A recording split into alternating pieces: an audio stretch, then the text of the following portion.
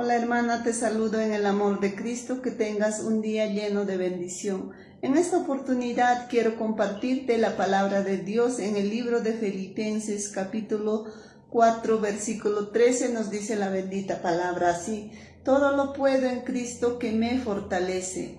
La bendita palabra tiene una promesa para cada uno de nosotros y en este día nos anima que nosotros que esperamos en Dios, que nosotros que somos nueva criatura, todo lo podemos en Cristo que nos fortalece. La fortaleza viene de Dios, las nuevas fuerzas vienen de Dios y con Dios somos más que vencedores, porque Dios nos dio un espíritu de valentía, de amor, de dominio propio, mas no un espíritu de cobardía. Y así es que todo lo podemos en Cristo que nos fortalece. Como decía el apóstol Pablo, para nosotros el vivir es ganancia y el morir es Cristo. Por eso, amada hermana, te animo que en tus planes, en tus metas, siempre pon en primer lugar a Dios, porque en su nombre, porque en la palabra de Dios, porque una vez que conocemos a Cristo, una vez que aceptaste a Cristo como tu único Salvador, pues eres más que vencedor.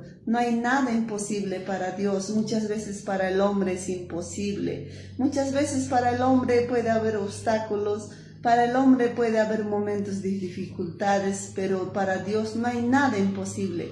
Para Dios todo es posible. Por eso dice: los que esperan en Jehová, los que esperan en Dios pacientemente, Él hará sus planes en cada uno de nosotros. Usted, hermana, puedes tener muchas metas, puedes tener muchos sueños trazados, pero quien tiene mejores planes, mejores metas es Dios. Para cada uno de nosotros, Dios tiene mejores planes, mejores metas, mejores propósitos. Si aún a pesar de esta enfermedad que estamos vivos, estamos respirando, pues es por la misericordia de Dios, mas no es porque estás usando la mascarilla correctamente o porque te estás protegiendo, ahí estás con el gel, con el alcohol. No, hermana, sino es por la misericordia de Dios. Y si aún estamos con vida, es porque Dios todavía quiere que prediques la palabra.